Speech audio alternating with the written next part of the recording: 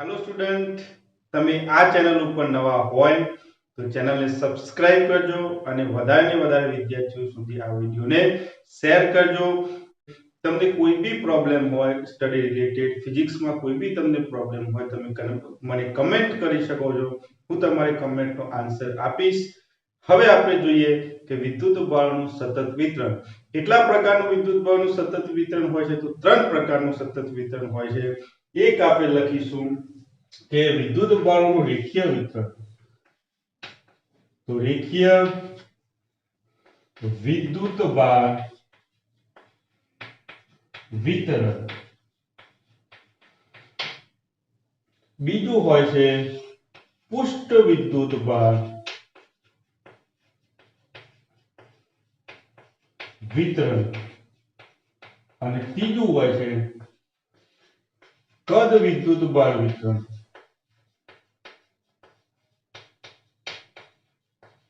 હવે વિદ્યાર્થીઓ આપણે આને એક એક કરીને જોઈશું કે આ ત્રણે સતત વિતરણ છે અને આ ત્રણ અલગ અલગ પ્રકારના છે।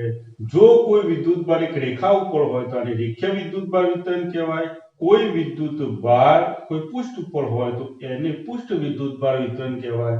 કોઈ વિદ્યુત બળ પૂરા કદ ઉપર મતલબ કે આખા કદ ઉપર હોય એને કહેવાય વિદ્યુત બળનું કદ વિતરણ। હવે આપણે પહેલું જોઈશું આપણે કે રેખીય વિદ્યુત બળ વિતરણ।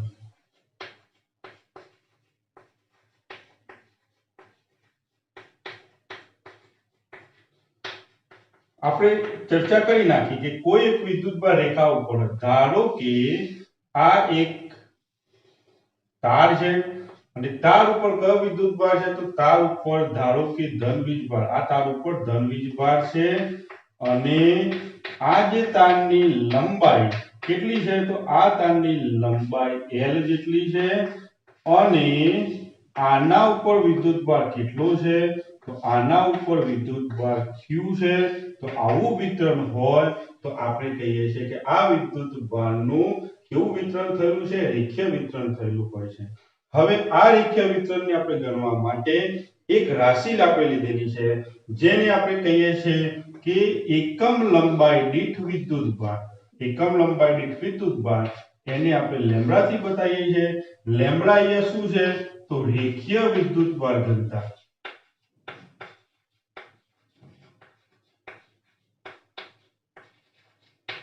તો વિદ્યુત બળની રેખીય વિદ્યુત બળ ઘનતાને કહેવાય। હવે ઘણી જગ્યાએ વિદ્યાર્થીઓ શું કરતા હોય છે કે નાનો ભાગ લેતા હોય। આ જે વાયર આપણે જે તાર લીધો છે એનો નાનો ભાગ લો, મતલબ કે આટલો ભાગ મેં લીધો, એ ભાગની અંદર કેટલો વિદ્યુત બળ છે?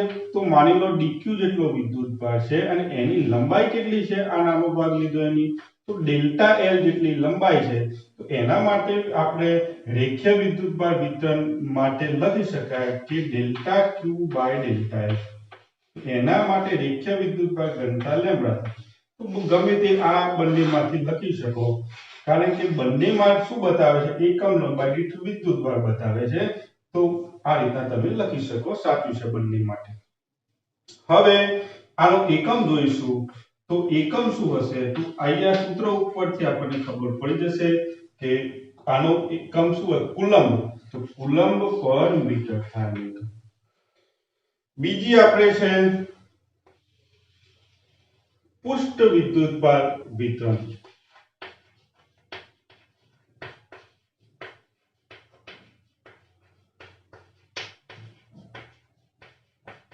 તો વિદ્યુત બળ ક્યાં હોય? તો વિદ્યુત બળ કોઈ એક પૃષ્ઠ ઉપર હોય। તો માની લો કે આ એક પૃષ્ઠ છે, આ પૃષ્ઠ ઉપર વિદ્યુત બળ છે। તો આ મેં વિદ્યુત બળ મૂકી દીધો અને આ જે પૃષ્ઠનું ક્ષેત્રફળ કેટલું છે? તો માની લો કે આ પૃષ્ઠનું ક્ષેત્રફળ છે, એક ક્ષેત્રફળ છે આખા પૃષ્ઠનું અને આ પૃષ્ઠ ઉપર જે વિદ્યુત બળ છે કેટલો છે? તો 1 q જેટલો કુલ વિદ્યુત બળ છે। તો આના માટે પૃષ્ઠ વિદ્યુત બળ ઘનતા તમે લખી શકો કઈ રીતના? તો એકમ ક્ષેત્રફળ દીઠ વિદ્યુત બળ। તો જો એકમ ક્ષેત્રફળ દીઠ વિદ્યુત બળ એને આપણે કહીએ છીએ પૃષ્ઠ ઘનતા સિગ્મા। તો અહીંયા સિગ્મા શું છે? તો સિગ્મા છે પૃષ્ઠ ઘનતા, વિદ્યુત બળોની પૃષ્ઠ ઘનતા। તમે એમ પણ લખી શકો કે આ નાનો ભાગ તમે ધ્યાનમાં લો અને આ નાના ભાગની અંદર વિદ્યુતભાર કેટલો લીધેલો છે ડેલ્ટા ક્યુ જેટલો અને આનું જે ક્ષેત્રફળ છે એ ડેલ્ટા એસ જેટલું. જો ઘણી જગ્યાએ ક્ષેત્રફળને ડેલ્ટા એસ પણ લખતા હોય છે, ઘણી જગ્યાએ ડેલ્ટા એ પણ લખતા હોય છે, તો એમાં કોઈ પ્રોબ્લેમ નથી, તમે લખી શકો. પણ તમને ખબર હોવી જોઈએ કે આ ક્ષેત્રફળ છે. તો આના માટે હું લખું તો એકમ ક્ષેત્રફળ દીઠ વિદ્યુતભાર. આ રીતના લખાય નાના ભાગ માટે, જે મેં અહીંયા ધ્યાનમાં લીધેલો છે એના માટે. તો એના માટે પણ પૃષ્ઠ ઘનતા સિગ્મા થઈ જાય. એકમ કેટલો હોય આનો? તો એકમ હશે આના ઉપરથી કુલમ્બ પર મીટર સ્ક્વેર. ત્રીજા નંબરની આપણા જોડે વિદ્યુતભાર વિતરણ છે. ત્રીજા નંબરનું કયું છે? તો અહીંયા લખેલું છે કદ વિદ્યુતભાર વિતરણ.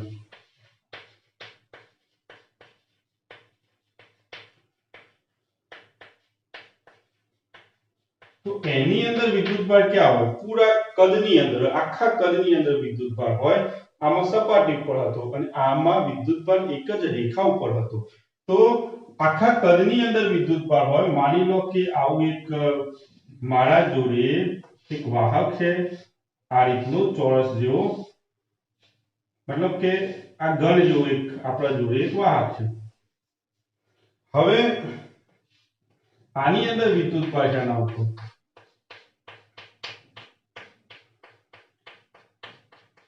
કેટલો વિદ્યુતભાર છે? તો આના ઉપર વિદ્યુતભાર છે, માની લો કે Q જેટલો વિદ્યુતભાર છે અને આનું કદ જે આપણે ધારેલું છે એનું કદ કેટલું છે? તો V જેટલું છે. તો એકમ કદ દીઠ વિદ્યુતભાર Q, આને કહેવાય કદ ઘનતા કહેવાય અને એનો સિમ્બોલ છે ρ. તો ρ અહીંયા શું છે? તો કદ ઘનતા, વિદ્યુતભારોની કદ ઘનતા. બરાબર. આના માટે પણ તમે અહીંયા નાનો ભાગ તમે ધ્યાનમાં લો, ખૂબ જ નાનો, અને એના ઉપર તમે વિદ્યુતભાર જોવો, એકમ કદ દીઠ વિદ્યુતભાર. તો ધારો કે આ નાનો જે મેં ભાગ ધ્યાનમાં લીધો છે એના ઉપર ડેલ્ટા ક્યુ જેટલો વિદ્યુતભાર છે અને એનું કદ ડેલ્ટા વી છે. એના માટે ρ બરાબર delta Q by delta V તમે લખી શકો. હવે તમે જો કે અહીંયા આનું સૂત્ર શું થશે? એકમ શું થશે? તો એકમ આનું થશે કુલમ્બ પર મીટર ક્યુબ. જો આનું હતું કુલમ્બ પર મીટર, અહીંયા કુલમ્બ પર મીટર સ્ક્વેર અને અહીંયા છે કુલમ્બ પર મીટર ક્યુબ, મતલબ મીટર ઘન. આ જે સૂત્રો છે એ તમારે દાખલા ગણતી વખતે કામ આવે છે, એટલે એ આપણે દાખલા જ્યારે ગણીશું ત્યારે જોઈશું. તો આ તમારે ધ્યાનમાં હોવું જોઈએ. તો વિદ્યાર્થીઓ, આ હતું 3 પ્રકારનું વિદ્યુતભારોનું સતત વિતરણ. હવે આપણે એના પછીનો પોઈન્ટ જોઈશું. હવે વિદ્યાર્થીઓ આપણે જોઈશું ગૌસનો નિયમ. હવે ગૌસનો નિયમ જે છે એ કુલમ્બના નિયમની જગ્યાએ વપરાય છે. કઈ રીતના? તો કુલમ્બના નિયમથી વિદ્યુતભારોનું તંત્ર હોય અને એ તંત્રના લીધે કોઈ બિંદુ ઉપર વિદ્યુત ક્ષેત્ર શોધવું હોય તો આપણે કુલમ્બનો નિયમ વાપરતા, સંપાતપણાનો સિદ્ધાંત વાપરતા. અહીંયા આપણે રિવાઇઝ કરવું હતું, જરાક જોઈ લઈએ કે ધારો કે અહીંયા તંત્ર આપેલું છે વિદ્યુતભાર Q1, વિદ્યુતભાર Q2, વિદ્યુતભાર Q3 અપ ટુ વિદ્યુતભાર, માની લો કે મારા જો 5000 વિદ્યુતભારો છે. કેટલા છે? 5000 વિદ્યુતભારો. અને એ 5000 વિદ્યુતભારોના લીધે આ બિંદુ પર વિદ્યુત ક્ષેત્ર આના લીધે આપણે શોધી શકાય E1, આના લીધે આપણે શોધી શકાય E2, આ વિદ્યુતભારના લીધે આ બિંદુ પર વિદ્યુત ક્ષેત્ર E3 અને બધા સદિશ સ્વરૂપમાં હોય અને આના લીધે એ શોધી શકાય અપ ટુ ક્યાં સુધી? 4 5 6 કરતા 5000 વિદ્યુતભારના લીધે આ બિંદુ પરનું વિદ્યુત ક્ષેત્ર. આ ગણતરી છે વિદ્યુત ક્ષેત્રની આ બિંદુ પર કેટલા વિદ્યુતભારો છે? 5000 વિદ્યુતભારો. એ એટલી સરળ હોતી નથી વિદ્યાર્થીઓ, કારણ કે જેમ જેમ વિદ્યુતભારો વધતા જાય એમ ગણતરી થોડી કોમ્પ્લિકેટેડ બનતી જાય.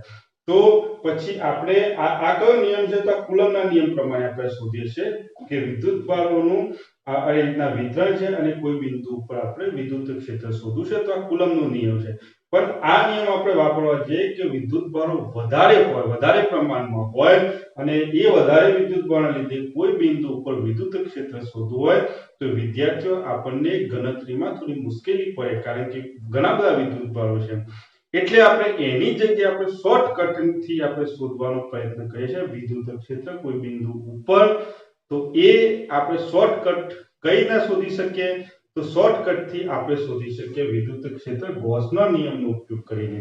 તો જે કુલમ્બનો નિયમ જે કામ કરે છે એ જ કામ ગોસનો નિયમ કરે છે, પણ આ જે ગોસનો નિયમ છે એ આના કરતા ખૂબ સરળ છે, એટલે આપણે આ નિયમનો ઉપયોગ કરીએ છીએ, ગોસના નિયમનો ઉપયોગ કરીએ છીએ.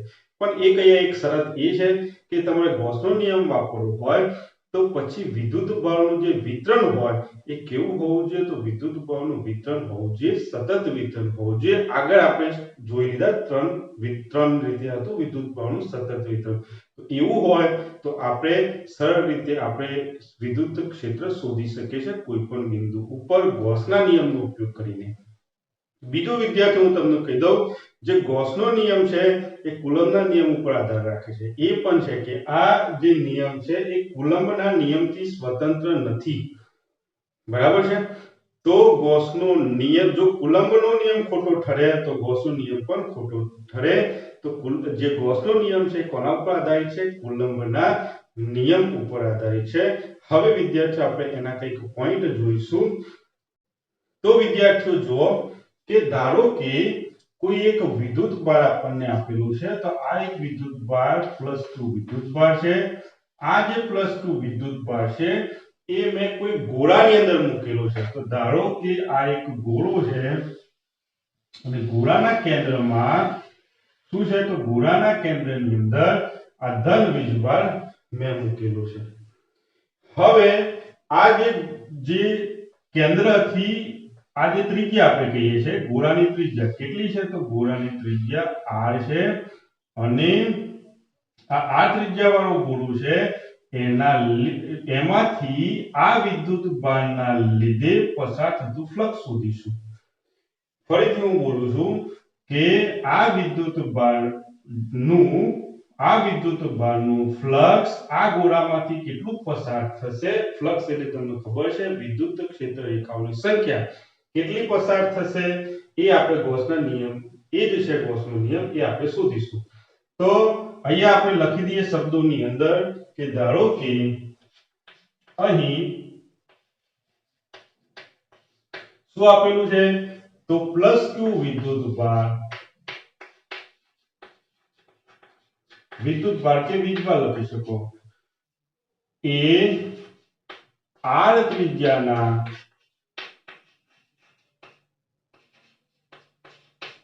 ગોળાના કેન્દ્રમાં છે.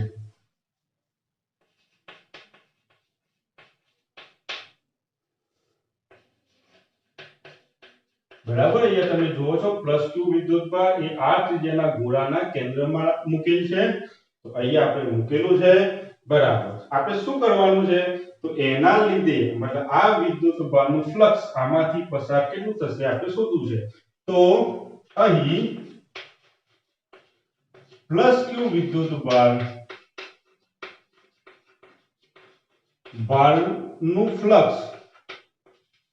ફ્લક્સ મતલબ વિદ્યુત ફ્લક્સ આ ગોળામાંથી કેટલું પસાર થશે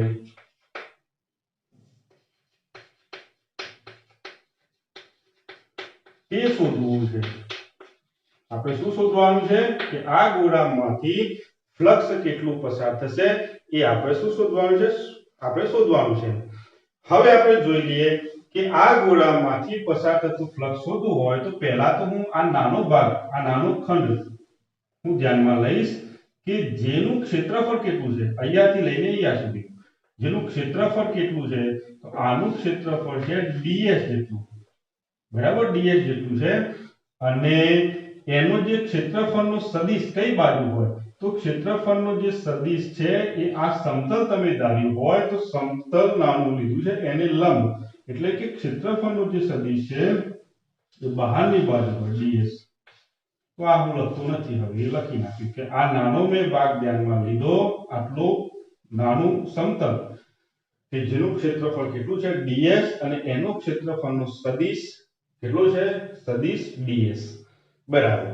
હવે આ વિદ્યુતભારનું વિદ્યુત ક્ષેત્ર બધી બાજુ હશે અને એ વિદ્યુત ક્ષેત્ર બધી બાજુ હશે તો આ સમતલમાંથી પસાર થતું વિદ્યુત ક્ષેત્ર કઈ બાજુ હશે? તો તમને ખબર છે ધન વીજભાર હોય તો ક્ષેત્રફળ બહારની બાજુ હોય, તો ક્ષેત્રફળ મતલબ વિદ્યુત ક્ષેત્ર બહારની બાજુ હોય તો ધન વીજભારનું વિદ્યુત ક્ષેત્ર આ સપાટીની બહારની બાજુ મતલબ કે એ જ દિશામાં હશે. તો બે પોઈન્ટ મેં મહત્વના યાદ રાખેલા છે, જો તમે ધ્યાન આપો કે આ જે નાનું મેં સમતલ લીધું છે એનું ક્ષેત્રફળ સદિશની દિશા આ રહી અને એ ક્ષેત્રફળમાંથી પસાર થતું આ વિદ્યુતભારનું વિદ્યુત ક્ષેત્રની દિશા પણ એ જ દિશા છે. તો તમને ખબર છે અહીંયા આ બંને વચ્ચેનો જે ખૂણો બને છે થીટા બરાબર કેટલું છે 0 ડિગ્રી બરાબર. તો હું શું કરીશ તો ધ્યાન આપો અહીંયા કે એમાંથી પસાર થતું ફ્લક્સ મતલબ કે આ નાના ભાગમાંથી પસાર થતું ફ્લક્સ કઈ ના લખાય તો યાદ કરો સૂત્ર, ફ્લક્સનું સૂત્ર શું હતું? વિદ્યુત ક્ષેત્રનો અદિશ ગુણાકાર ક્ષેત્રફળ સદિશ સાથે. આ થઈ ગયું. તો આ નાના ભાગમાંથી પસાર થતો ફ્લક્સ આ રહ્યું, પણ આપણે તો આમાંથી જ નથી શોધવાનું, આ નાના ભાગમાંથી જ પસાર થતું ફ્લક્સ નથી શોધવાનું, બાજુમાં પણ એક નાનો છે, બાજુમાં પણ છે, આ ઘણા બધા ds ની ભેગા કરીશું તો આપણને કુલ ફ્લક્સ મળશે. આ તો આપણે એક જ લીધું છે પણ બાજુમાં આજુબાજુમાં ઘણા બધા ds હશે, એ બધાને આપણે ધ્યાનમાં લેવા હોય તો પછી આ સૂત્રની અંદર આપણે વિદ્યાર્થીઓ સંકલન કરવું પડે. તો આ સંકલન થઈ ગયું તો કુલ ફ્લક્સ આમાંથી આ ગોળામાંથી પસાર થતું વિદ્યાર્થીઓ કુલ ફ્લક્સ તમને મળી જશે. હવે આપણે જોઈશું કે આને કઈ રીતના લખી શકાય. તો આને આ રીતના લખી શકાય કે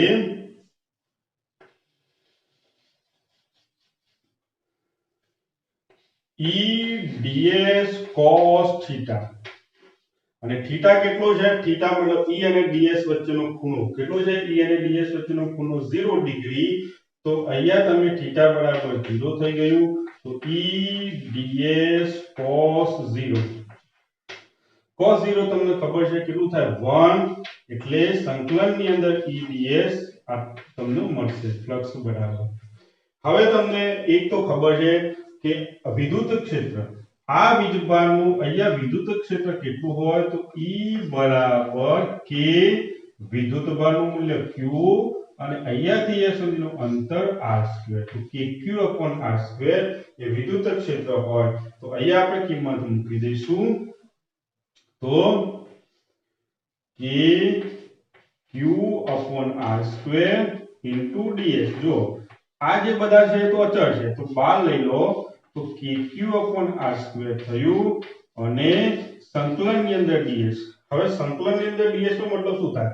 આ નાનું ક્ષેત્રફળ, બાજુવાળું નાનું ક્ષેત્રફળ, બાજુવાળું નાનું ક્ષેત્રફળ, ઘણા બધા ગોળાના જેટલા બી ગોળાના નાના નાના ક્ષેત્રફળ છે બધાનું સંકલન મતલબ કે બધાનો સરવાળો તો કુલ ક્ષેત્રફળ મળે. કોણ કુલ ક્ષેત્રફળ મળે? ગોળાનું. હવે ગોળાનું કુલ ક્ષેત્રફળ કેટલું હોય? સંકલનની અંદર ds મતલબ ગોળાનું કુલ ક્ષેત્રફળ. તમને ખબર છે ગોળાનું કુલ ક્ષેત્રફળ કેટલું હોય? તો ગોળાનું કુલ ક્ષેત્રફળ હોય 4πr². તો અહીંયા આપણે કિંમત મૂકી દઈશું kq/r² અને અહીંયા થશે 4πr². આ કેન્સલ થઈ ગયો. અને એના પહેલા તમને એ પણ ખબર છે કે k બરાબર અહીંયા શું થાય? તો k બરાબર 1/4πε0. તો અહીંયા આપણે કિંમત મૂકી દઈશું તો મળ્યું 1/4πε0. q છે ને યાર, હા q ખરો હજુ અને અહીંયા પાછું 4π પણ ખરું. આ કેન્સલ થઈ જશે વિદ્યાર્થીઓ તો શું બચશે? q/ε0. આ છે ગાઉસ નો, ઘણી જગ્યાએ ગાઉસ भी બોલતા હોય અને ઘણી જગ્યાએ ગૌસનો નિયમ. તો આ છે ગૌસનો નિયમ. તો હવે આને આપણે શબ્દોમાં લખીશું તો અહીંયા હું શબ્દોમાં લખું છું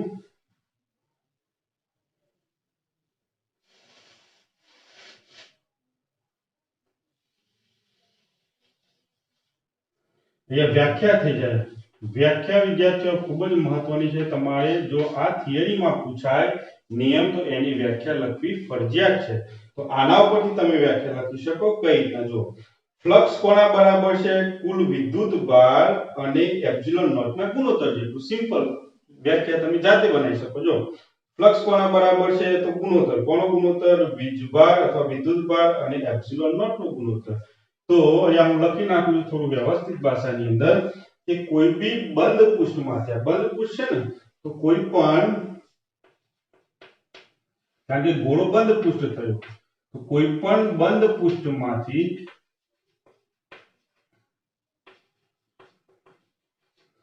પસાર થતું ફ્લક્સ વિદ્યુત ફ્લક્સ પણ લખી શકાય બરાબર કોઈ પણ બંધ પૃષ્ઠમાંથી પસાર થતું ફ્લક્સ કોના બરાબર હોય ફ્લક્સ એ તે ગોળામાં मतलब તે ગોળામાં मतलब બંધ પૃષ્ઠમાં તો એ બંધ પૃષ્ઠમાં ઘેરાયેલ અથવા સંકળાયેલ વિદ્યુત ભાર જો એ ગોળામાં સંકળાયેલ અથવા ઘેરાયેલો જો વિદ્યુત ભાર છે ને ગોળાની અંદર વિદ્યુત ભાર છે q તો કોઈ પણ બંધ પૃષ્ઠમાંથી પસાર થતું વિદ્યુત ફ્લક્સ मतलब 5 એ તે ગોળામાં સંકળાયેલ અથવા રહેલ કુલ વિદ્યુત ભાર બહુ મહત્વનો પોઈન્ટ છે કુલ વિદ્યુત ભાર તમારે લખવું પડે કુલ વિદ્યુત ભાર અને એપ્સિલોન નોટ ના ગુણોત્તર જેટલું હોય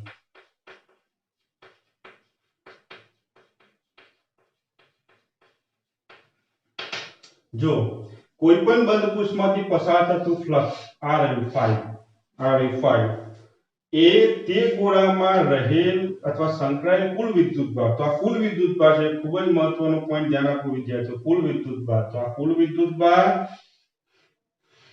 અને એપ્સિલોન નોટ નો ગુણોત્તર તો q એપ્સિલોન નોટ ના ગુણોત્તર જેટલું હોય છે બરાબર તો ફ્લક્સ કોના બરાબર હોય કુલ વિદ્યુત ભાર અને એપ્સિલોન નોટ ના ગુણોત્તર જેટલું હોય છે આ આપણે વ્યાખ્યા લખી નાખી તમે તમારા શબ્દોમાં લખી શકો થોડો ઘણો શબ્દોમાં આગુ પાછું હોઈ શકે મતલબ બદલાવો જોઈએ નહીં હવે વિદ્યાર્થીઓ આના વિશે અમુક આપણે પોઈન્ટ લખવા પડશે પોઈન્ટની અંદર શું છે તો આ જો આપણે ગૌસનો નિયમ વાપરવો હોય તો કેટલીક બાબતો આપણે ધ્યાનમાં રાખવી પડે તો કેટલીક બાબતો આપણે જોઈશું ગૌસના નિયમ માટે તો કઈ કઈ બાબતો આપણે ધ્યાનમાં રાખવી પડે ગૌસનો નિયમ વાપરવો હોય તો પહેલી એક બાબત છે કે જે ગૌસનો નિયમ છે એ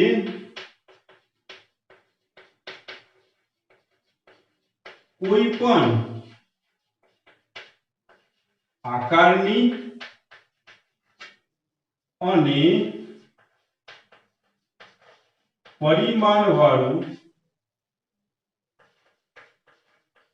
બંધ પૃષ્ઠ માટે સાચો છે તો ગૌસનો નિયમ કોઈ પણ આકાર હોય કે પરિમાણવાળું બંધ પૃષ્ઠ માટે સાચો છે મતલબ વાપરી શકો એ માટે એનો મતલબ જરૂર નથી કે તમારે ગોળ જ લેવાનો તમે કોઈ પણ લઈ શકો પણ બંધ હોવો જોઈએ બધી બાજુથી બંધ હોવો જોઈએ તો કોઈ પણ આકારનો હોય ને કોઈ પણ પરિમાણ મતલબ નાનો હોય મોટો હોય ગમે તેવો લો એનાથી કોઈ ફરક પડતો નથી તો પહેલો પોઈન્ટ આપણે ગૌસનો જે નિયમ છે એ આ છે હવે બીજો પોઈન્ટ આપણે જોઈશું કે આપણું જે સૂત્ર કયું સૂત્ર આ છે તો આ જે સૂત્ર છે એને હું આમ પણ લખી શકું ધ્યાન આપજો કે ફ્લક્સ phi બરાબર પહેલેથી તો આપણને ખબર છે કે સંકલનની અંદર શું થાય વિદ્યુત ક્ષેત્ર અને એકમ આપણું જે છે એક ક્ષેત્રફળ સદિશ નો અદિશ ગુણાકાર કોના બરાબર થયો તો આ ગૌસના નિયમ પ્રમાણે થયો q એપ્સિલોન બરાબર તો આ આપણું એક સૂત્ર બન્યું આ તો આપણને ખબર છે phi બરાબર આ થાય તો આપણે વિદ્યુત ફ્લક્સ ની અંદર જોઈ લીધું બરાબર q upon epsilon naught પણ થાય તો આ જે સમીકરણ છે એને આપણે આપીશું સમીકરણ નંબર 1 હવે આ સમીકરણ નંબર માં જો આ બાજુ હોય એ જમણી બાજુ કહેવાય અને આ બાજુ હોય એટલે આ ડાબી બાજુ એટલે આ ડાબી બાજુનું પદ અને આ છે જમણી બાજુનું પદ તો અહીં સમીકરણ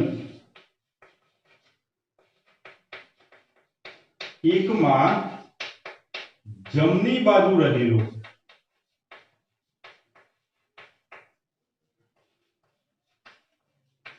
વિદ્યુતભાર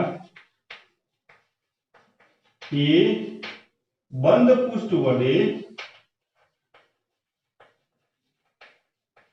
ઘેરાયેલો કુલ વિદ્યુતભાર છે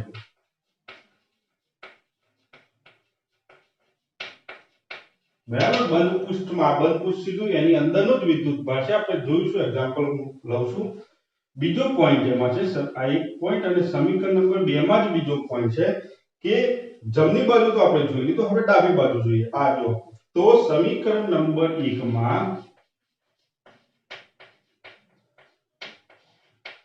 ડાબી બાજુ રહેલું વિદ્યુત ક્ષેત્ર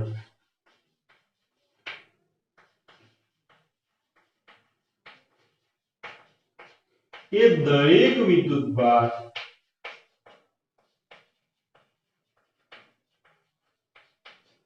એટલે કે પૃષ્ઠની અંદર હોય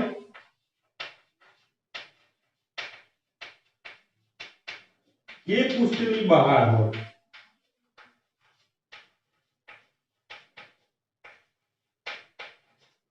તેના લીધે છે જો અહીંયા મહત્વનો પોઈન્ટ છે કે આ જે જમણી બાજુમાં જે વિદ્યુતભાર છે બરાબર એ આપણે કયો વિદ્યુતભાર લેવાનો તો જો આ જમણી બાજુ જે આપણે જ્યારે બી ફ્લક્સની ગણતરી કરતા હોય ત્યારે ફ્લક્સની ગણતરી કરતી વખત phi બરાબર મતલબ ઉપર લખ્યું છે phi બરાબર q by epsilon naught તમે લખો તો પછી આ વિદ્યુતભાર કયો લેવાનો તો અહીંયા હું એક્ઝામ્પલ લઉં છું ધ્યાન આપો આ એક પૃષ્ઠ છે પૃષ્ઠની અંદર q1 q2 વિદ્યુતભાર છે અને બહાર q3 q4 અને q5 વિદ્યુતભાર છે તો આથી તમે જુઓ તો એ બે બાબતો છે કે વિદ્યુત ક્ષેત્ર તમે ગણતા હોય તો આ પાંચમાંથી કયો વિદ્યુતભાર ગણવાનો અને જ્યારે અહીંયા તમે આ વિદ્યુતભાર છે એ કયો લેવાનો આ પાંચમાંથી એની આ બે પોઈન્ટમાં મેં વાત કરેલી છે જો તો પહેલા તો q1 q2 કયો લેવાનો જો આ પૃષ્ઠની અંદર છે જો તો અહીંયા લખેલું છે પૃષ્ઠ વડે ઘેરાતો કુલ વિદ્યુતભાર છે તો જ્યારે બી આ વિદ્યુતભાર તમે લેતા હોય તો એ વિદ્યુતભાર મતલબ કે હું ફ્લક્સ ગણું છું ફ્લક્સ ગણતી વખત મારે આ વિદ્યુતભારની જરૂર પડી તો ધારો કે આ પાંચ વિદ્યુતભાર આપેલા હોય તો મારે કયો વિદ્યુતભાર લેવાનો તો આ પૃષ્ઠની અંદર ઘેરાતો વિદ્યુતભાર મારે લેવાનો પણ જ્યારે હું આ વિદ્યુત ક્ષેત્રની ગણતરી કરતો હોય ત્યારે મારે પૃષ્ઠની અંદર હોય કે પૃષ્ઠની બહાર હોય બંને લેવાના જો તો જ્યારે હું વિદ્યુત ક્ષેત્ર ગણતો હોય તો q1 q2 q3 q4 અને q5 પાંચે પાંચ લેવા પડે વિદ્યુત ક્ષેત્રની ગણતરી વખતે અને જ્યારે હું આ સૂત્રની અંદર આ સૂત્ર વાપરું છું phi બરાબર q by epsilon naught અહીંયા પણ લખેલું છે તો એમાં આ વિદ્યુતભાર મારે જોઈતો હોય તો કયો લેવાનો તો એ મારે લેવાનો q1 અને q2 માત્ર બહારના લેવાના નહીં એટલે કે પૃષ્ઠ વડે ઘેરાતા જ વિદ્યુતભારો મારે લેવાના છે બરાબર એના પછી ત્રીજો પોઈન્ટ મહત્વનો વિદ્યાર્થીઓ છે કે જ્યારે બી તમે ગૌસનો નિયમ વાપરો છો ત્યારે તમારે બંધ પૃષ્ઠ લેવું ફરજિયાત છે અહીંયા લખેલું છે બંધ પૃષ્ઠ લેવું જ પડે જો અહીંયા પણ બંધ પૃષ્ઠ લીધું ને અહીંયા પણ બંધ પૃષ્ઠ લીધું તો એ બંધ પૃષ્ઠનું વિદ્યાર્થી એક નામ છે અને જેને કહેવાય ગૌસિયન પૃષ્ઠ બરાબર અથવા ગૌસનું પૃષ્ઠ એ રીતના આપણે લખીએ છીએ તો વિદ્યાર્થીઓ આપણે જે પૃષ્ઠ છે કે ગૌસના નિયમ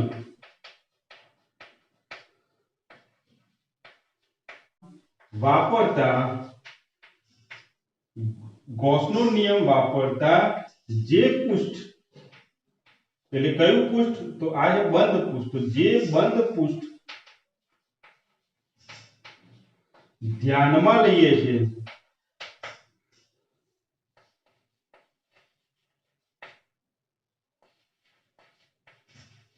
એ પૃષ્ઠને ગૌસિયન પૃષ્ઠ કહેવાય.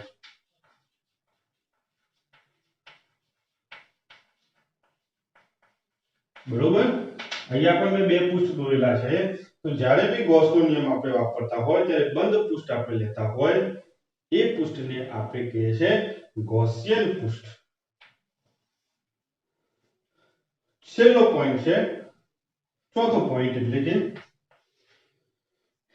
કે કોઈ તંત્ર જોડે કોઈ તંત્રમાં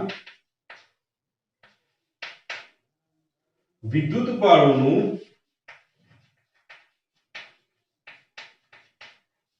સતત વિતરણ હોય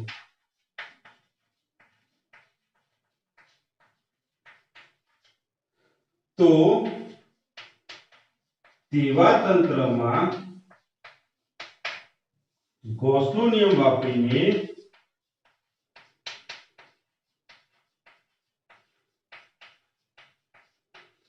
વિદ્યુત ક્ષેત્ર શોધવું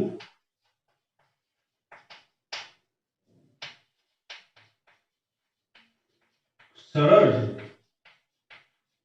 મેં હાલ જ આપણને કીધું કે કુલમ્બના પહેલા શરૂઆત જ્યારે થિયરી મેં કરી ત્યારે તમને કીધું કે આ ગૌસનો નિયમ કુલમ્બના નિયમની જગ્યાએ વપરાય છે. પણ ક્યારે કે જ્યારે વિદ્યુત બળનું સતત વિતરણ હોય તે આપણે કુલમ્બની નિયમની જગ્યાએ આપણે ગૌસનો નિયમ વાપરીએ છીએ. પણ વિદ્યુત બળનું કેવું વિતરણ હોવું જોઈએ? સતત વિતરણ હોવું જોઈએ. ત્રણ સતત વિતરણ આપણે જોયેલા છે રેખીય, પુષ્ઠ અને કદ વિતરણ. તો એવું વિતરણ હોય તો ગૌસનો નિયમ વાપરીને કુલ વિદ્યુત ક્ષેત્ર આપણે શોધી શકીએ છીએ. પાંચમો જે પોઈન્ટ છે એ જે ગૌસનો નિયમ છે એ ક્યાંથી આવ્યો? જો આ કુલમ્બનો નિયમ છે. E બરાબર kq upon r સ્ક્વેર કુલમ્બનો નિયમ ઉપરથી આવ્યો છે. મતલબ કુલમ્બનો નિયમ વિદ્યુત ક્ષેત્ર માટે આવ્યો છે. તો આ નિયમ જે છે કુલમ્બનો મેં અહીંયા વાપર્યો છે. જો ગૌસના નિયમમાં વાપર્યો છે. મતલબ કે આ જે ગૌસનો નિયમ કોના ઉપર આધારિત છે? કુલમ્બના નિયમ ઉપર. મતલબ કે ગૌસનો નિયમ જે છે એ અંતરના વર્ગના વ્યસ્ત નિયમને અનુસરે છે. તો એ લખી શકાય ગૌસનો નિયમ અથવા સાદી ભાષામાં લખો તો ગૌસનો નિયમ એ કુલમ્બના નિયમને અનુસરે છે એ પણ લખાય. અને બુકની ભાષામાં આપણે લખીએ તો બુકમાં આ રીતના લખેલું છે કે ગૌસનો નિયમ એ અંતરના વર્ગના, કારણ કે આપણે વિદ્યુત ક્ષેત્ર લખતા હોય તો E બરાબર kq upon r સ્ક્વેર આ કુલમ્બનો નિયમ જ છે વિદ્યુત ક્ષેત્ર માટેનો. તો અહીંયા E સમપ્રમાણમાં શું લખાય? 1 upon r સ્ક્વેર, કારણ કે આ બે તો અચળ. તો અહીંયા લખી શકાય કે વિદ્યુત ક્ષેત્ર અંતરના વર્ગના વ્યસ્ત પ્રમાણમાં છે. તો ગૌસનો નિયમ આ નિયમને અનુસરે છે. તો ગૌસનો નિયમ અંતરના વર્ગના વ્યસ્તના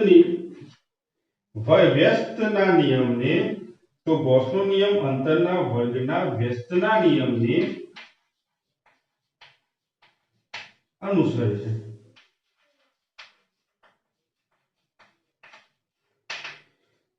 તો ગૌસના નિયમ વિશે વિદ્યાર્થીઓ આટલા આપણા પોઈન્ટ હતા.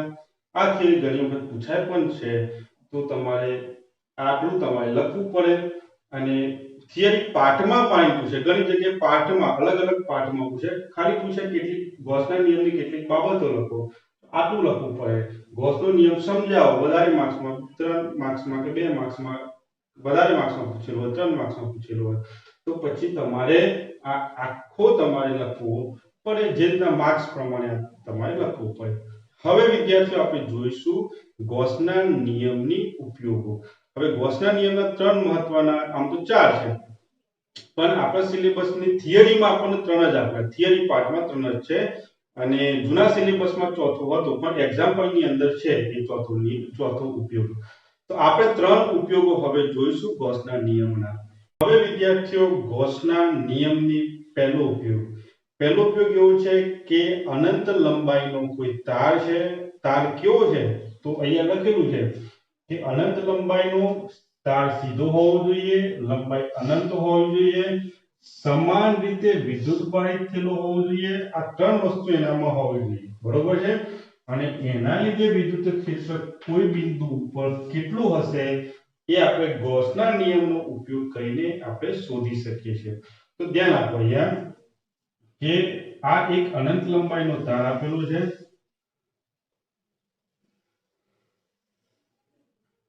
આ તાર કેવો છે? અનંત લંબાઈનો છે, મતલબ કે લંબાઈ ઉપર નીચે બી છે અને ઉપર બી એની અનંત લંબાઈ છે.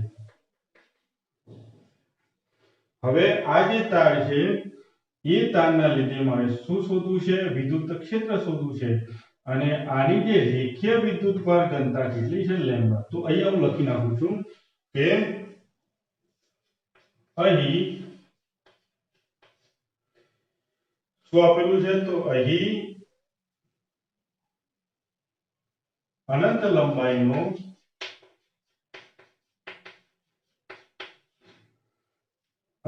લંબાઈનો સીધો વિદ્યુત ભારિત તાર આપેલો છે.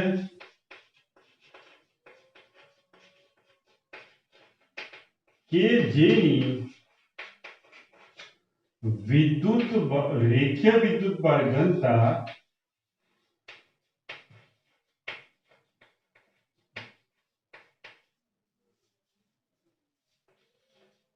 વિદ્યાર્થીઓ કેટલી છે? એની રેખીય વિદ્યુતભાર ઘનતા લેમ્બડા છે. તો જેટલા પોઈન્ટ અહીંયા તમે લખો, મતલબ કે દોરો, એ અહીંયા તમારે લખવાનું હોય થિયરીમાં. હવે આપણે જોઈશું કે શું કરવા માંગીએ છીએ. તો આપણે વિદ્યુત ક્ષેત્ર શોધવા માંગીએ છીએ આના લીધે.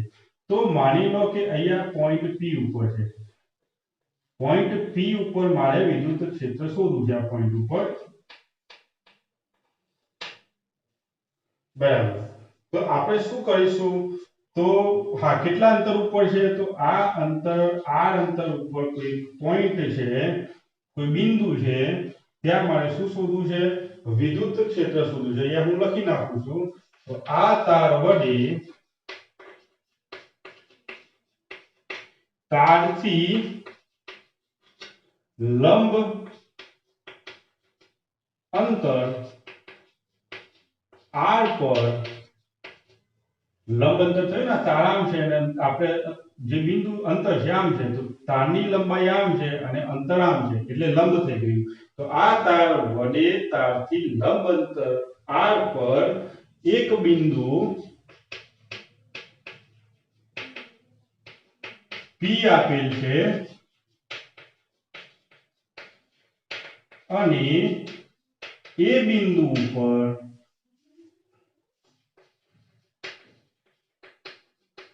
વિદ્યુત ક્ષેત્ર શોધવું છે.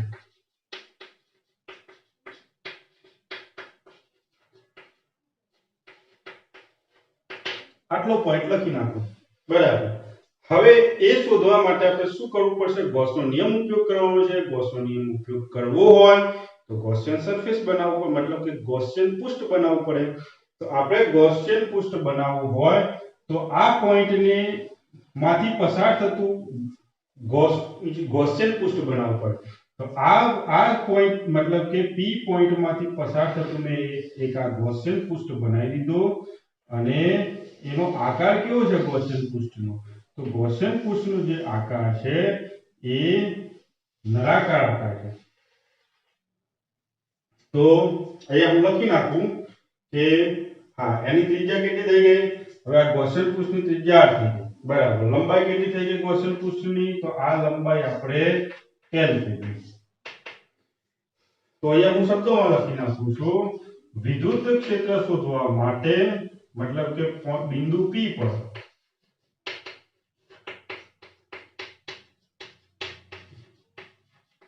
વિદ્યુત ક્ષેત્ર શોધવા માટે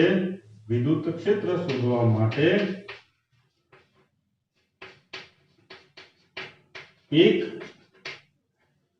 કેવા આકારનું? તો નળાકાર આકારનું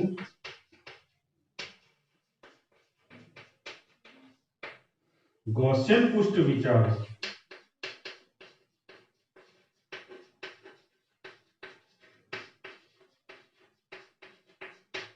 કે જેની ત્રિજ્યા કેટલી છે વિદ્યાર્થીઓ? તો તેની ત્રિજ્યા r છે અને લંબાઈ કેટલી છે? લંબાઈ કેટલી છે આની? તો લંબાઈ l છે. જો મેં બતાવી છે અહીંયા. બરાબર, આટલું આપણે લખી નાખ્યું. હવે આપણે આગળ વધીએ કે આ જે મેં ગૌસિયન પૃષ્ઠ લીધું છે નળાકાર આકારનું, એની સપાટીઓ કેટલી છે? તો જો આ જો નળાકાર આકાર છે તે તો ધ્યાન આપો. અહીંયા એક તમને અહીંયા દેખાય છે કે એક સપાટી ઉપરની જે આ દેખાય તમને સામેની બાજુ, બીજું એક સપાટી નીચેની આ બાજુ તમને દેખાય છે, અને બાકી જે વધતી સપાટી એટલે આ સાઈડ વાળી, જો આ બાજુ વાળી. તો આ ત્રણ સપાટી જે છે એ ત્રણ સપાટી અલગ અલગ છે. જો આ અલગ પ્રકારની સપાટી થઈ. આ બાકીના બે જેવી નથી સપાટી. આ જે સપાટી છે બાકીના બે સપાટી જેવી નથી, અને નીચેવાળી સપાટી છે બાકીની બે સપાટી જેવી નથી. તો અહીંયા અલગ પ્રકારની ત્રણ સપાટી છે. તો એ અલગ પ્રકારની જે ત્રણ સપાટી છે એ મેં અહીંયા ધારી લીધી છે. તો આને નામ આપી દઉં. એક આ ઉપરવાળી સપાટી, એટલે મેં તમને કીધું કે એક આ ઉપરવાળી સપાટી, બીજી આ નીચેવાળી સપાટી. હા, બીજું આપણે એક વસ્તુ અહીંયા બતાવી નથી, વિદ્યુત ભાર તો હશે ને આના ઉપર, તો પ્લસ વિદ્યુત ભાર ના ઉપર ધન વિદ્યુત ભાર મેં લીધેલું છે. બીજું વિદ્યાર્થીઓ કે જો ધન વિદ્યુત ભાર હોય તો લેમ્ડા ધન, અને ઋણ વિદ્યુત ભાર હોય તો મતલબ કે આના ઉપર ઋણ વિદ્યુત ભાર હોય તો લેમ્ડા એનું કેવું હોય? ઋણ હોય. જો લેમ્ડા ધન હોય તો વિદ્યુત ક્ષેત્ર બહારની બાજુ હોય, લેમ્ડા ઋણ હોય તો વિદ્યુત ક્ષેત્ર અંદરની બાજુ હોય છે. બરાબર. હવે આ જે આપણે લીધું છે એ સપાટી નંબર આપણે 1 લીધી. આ સપાટી કયા નંબરની છે? તો સપાટી નંબર 1 છે. આ કઈ છે? તો આ સપાટી નંબર 2 છે. અને આ જે સપાટી બાકીની બચતી જે સપાટી છે એ સપાટી નંબર આપણે લીધી. આ સપાટી એ લીધી મેં સપાટી નંબર 3. મતલબ આ આખી સપાટીનું એક પોઈન્ટ લીધું છે, એનું સંકલન કરી દઈશું એટલે આખાનું આવી જાય, આખી સપાટી આવી ગઈ. અહીંયા પણ મેં એક નાનો જ પોઈન્ટ લીધો છે અને એનું સંકલન થશે. અહીંયા આપણે આગળ તમે જોશો એટલે આખી સપાટી આવી ગઈ. તો આ આખી 3 પ્રકારની સપાટી છે. તો અહીંયાથી જે પસાર થતું ફ્લક્સ હશે સપાટી 1 માંથી, એનું નામ આપીશું ϕ1. આ સપાટી 2 માંથી જે પસાર થતું ફ્લક્સ હશે એ ϕ2, અને આમાંથી પસાર થતું ફ્લક્સ આપણે આપીશું ϕ3. અને આ ત્રણેય ફ્લક્સ આપણે વિદ્યાર્થીઓ શોધી નાખીશું અને એનું સરવાળો કરી નાખીશું. તો આમાંથી પસાર થતું કુલ ફ્લક્સ આપણને મળી જશે. કુલ ફ્લક્સ મળી જશે પછી આપણે એનો ઉપયોગ કરીને આપણે વિદ્યુત ક્ષેત્ર શોધી નાખીશું. તો આપણું કામ થઈ જશે. બરાબર છે. તો અહીંયા હું લખી નાખું છું કે સપાટી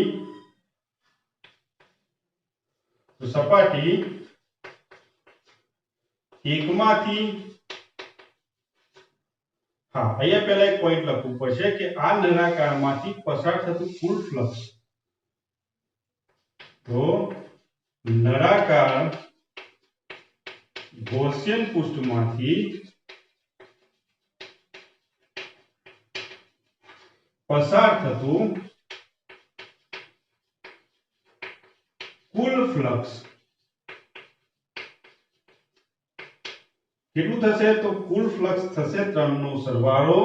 તો 5 બરાબર સપાટી 1 માંથી પસાર થતું ફ્લક્સ વત્તા સપાટી 2 માંથી પસાર થતું પ્લસ સપાટી 3 માંથી. 3 પ્રકારની સપાટી છે, તેનું ફ્લક્સ શોધી નાખો, સરવાળો કરી નાખો, કુલ ફ્લક્સ તમને મળી જાય. હવે આપણે આને સમીકરણ નંબર 1 આપી દીધું. એક એક સપાટી આપણે ધ્યાનમાં લઈશું. તો ધ્યાન આપો. પહેલા અહીંયા હું લખું છું સાઈડમાં સપાટી નંબર 1. તો એમાંથી પસાર થતું ફ્લક્સ આપણે જોવું હોય તો જો આ સપાટી નંબર 1. બરાબર ધ્યાન આપજો તમે.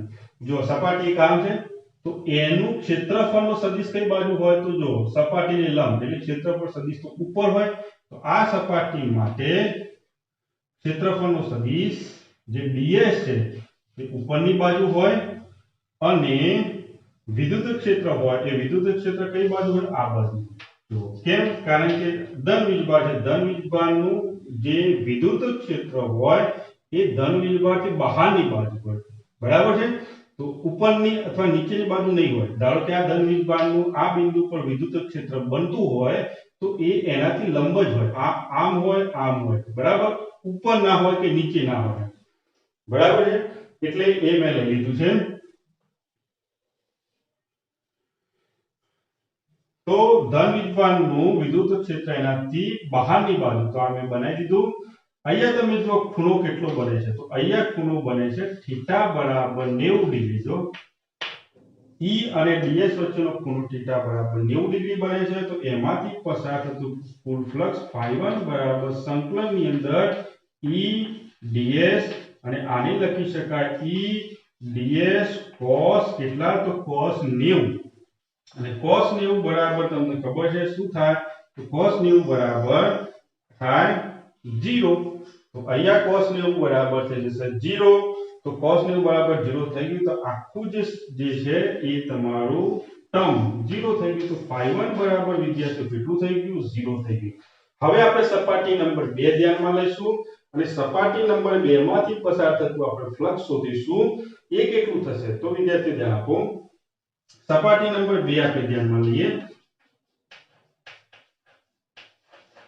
તો સપાટી નંબર 2 છે એ આ રહી જો। તો એનું જે વિદ્યુત ક્ષેત્ર, અહીંયા ધન વિદ્યુત તો વિદ્યુત ક્ષેત્ર મેં તમને કીધું એમ બહારની બાજુ હોય, અને આ જે સમતલ છે કેવું છે, તો સમતલ નીચેની બાજુ છે। જો તમને દેખાય છે આમ નીચેની બાજુ, તો એનો એ કઈ બાજુ હોય, નીચેની બાજુ હોય, એ મતલબ કે ક્ષેત્રફળનું ઘટક ds નીચેની બાજુ હોય। તો ds ની દિશા આ બાજુ, વિદ્યુત ક્ષેત્રની દિશા આ બાજુ, ખૂણો બંને વચ્ચેનો કેટલો બન્યો, તો તમને વિદ્યાર્થી દેખાય છે ખૂણો બંને વચ્ચેનો બને છે 90 ડિગ્રી। તો આ ખૂણો થઈ ગયો θ બરાબર 90 ડિગ્રી। તો એ સપાટી 2 માંથી પસાર થતો ફ્લક્સ આપણે લખીશું, તો φ2 બરાબર આ સીધું લખું છું E ds cos θ, કેટલો છે બંને વચ્ચે cos θ 90। તો આ પણ ફ્લક્સ શું થઈ ગયું, 0। તો φ2 બરાબર ફ્લક્સ કેટલું થઈ ગયું, 0 થઈ ગયું। હવે આપણે બચે છે φ3। તો ધ્યાન આપો, હવે આ સપાટી જો કેવી છે, આમ છે સપાટી, આમ સપાટી હોય તો આ સપાટી પર વિદ્યુત ક્ષેત્રની દિશા કઈ બાજુ હશે, આ બાજુ હશે, E ની દિશા, બરાબર, બહારની બાજુ, અને એનું ક્ષેત્રફળ કઈ બાજુ હોય, તો જો સપાટી મેં આમ લીધેલી છે, આ રહી સપાટી, તો એટલે બહારની બાજુ, સપાટી આમ હોય તો બહારની બાજુ ક્ષેત્રફળ સદિશ હોય। તો ક્ષેત્રફળ સદિશની દિશા કઈ બાજુ હોય, એ સમતલ હોય, નથી લંબ દિશામાં। તો આપણે જોઈશું, તો વિદ્યુત ક્ષેત્ર આપણે આના માટે તો આમ હતું, અને ક્ષેત્રફળ સદિશ પણ આ જે આપણે સપાટી લીધી છે એનું ક્ષેત્રફળ સદિશ પણ એ જ દિશામાં હશે, એ આ રહી ds। ઠીક, ખૂણો કેટલો બન્યો બંને વચ્ચેનો, 0 ડિગ્રી। જો બે એક જ દિશામાં છે એટલે ખૂણો 0 ડિગ્રી, મતલબ કે θ બરાબર 0 હોય તો સપાટી 3 માટે ફ્લક્સ કેટલું હોય, તો સપાટી 3 માંથી પસાર થતું ફ્લક્સ φ3 બરાબર E ds cos 0 એટલે 1 થઈ ગયું। તો મને મળ્યું સંકલનની અંદર E ds, તો આ મને મળ્યું φ3। તો આ મળ્યું સમીકરણ નંબર, આને આપી દો, આ બધાનું ભેગા કરીને એક સમીકરણ આપી દો। એ સમીકરણ નંબર 1 આપી દો, તો આ ત્રણને ભેગા કરીને સમીકરણ નંબર મેં આપી દીધો 2 આપી દો। હવે આપણે સમીકરણ નંબર 2 ની કિંમત આપણે વિદ્યાર્થીઓ સમીકરણ નંબર 1 માં મૂકીશું, તો શું મળશે, તો જો અહીંયા φ1 તો 0 છે, φ2 0, અને આની કિંમત નીચે છે, તો 0 સંકલનની અંદર E ds, આ તો 0 થઈ ગયું, તો સંકલનની અંદર મને E ds, તો φ બરાબર મને આ કિંમત મળી, જેનું હું સમીકરણ નંબર 3 આપી દઉં છું।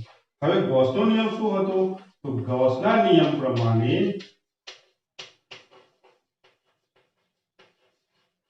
શું હતો ગૌસનો નિયમ, તો φ બરાબર કુલ વીજભાર, ધારો કે અહીંયા કુલ વીજભાર કેટલો છે, તો કુલ વીજભાર Q જેટલો છે, તો કુલ વીજભાર ભાગ્યા એપ્સિલોન નોટ।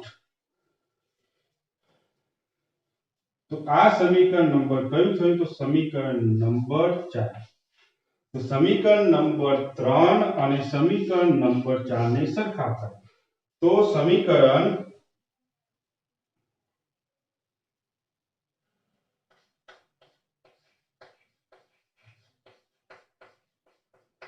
સમીકરણ નંબર 3 અને 4 ને સરખાવતા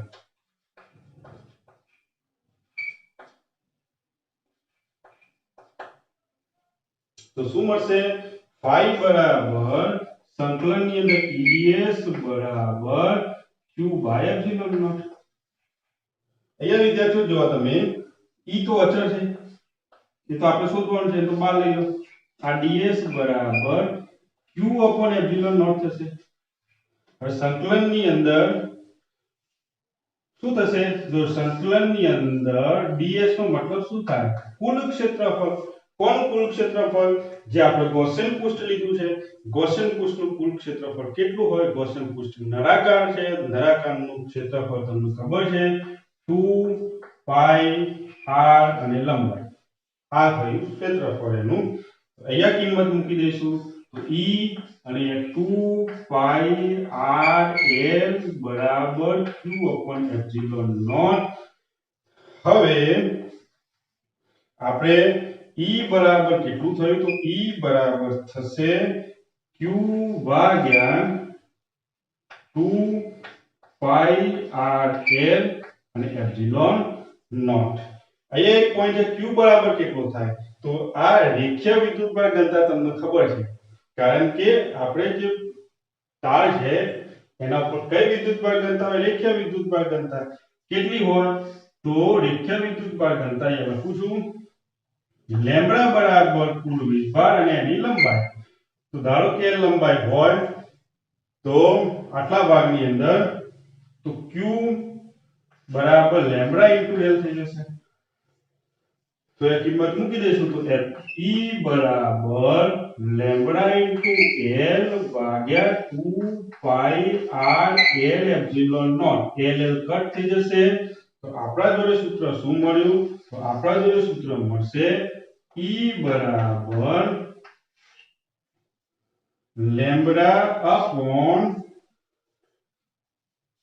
2 pi epsilon not into r.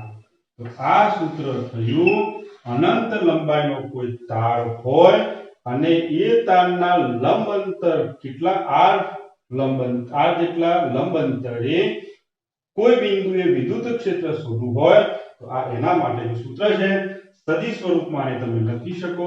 તો સદિશ સ્વરૂપમાં લખવું હોય તો તમારે શું આપવું પડે? એકમ સદિશ. તો સદિશ e બરાબર lambda upon 2 pi epsilon not into r અને અહીંયા એકમ સદિશ. તો વિદ્યાર્થીઓ આપણે આજે જ્યાં સુધી રાખીશું. તમને કોઈ પણ પોઈન્ટમાં ડાઉટ હોય કમેન્ટ કરીને તમે પૂછી શકો છો. અને જો તમે આ ચેનલ ઉપર નવા હોય તો પ્લીઝ સબસ્ક્રાઇબ કરીને જજો. કેમ? કારણ કે હજુ બી હું આ ફિઝિક્સના વિડીયો મૂકવાનો છું તો એ તમારે કામ આવે. લાસ્ટમાં thank you for watching such video.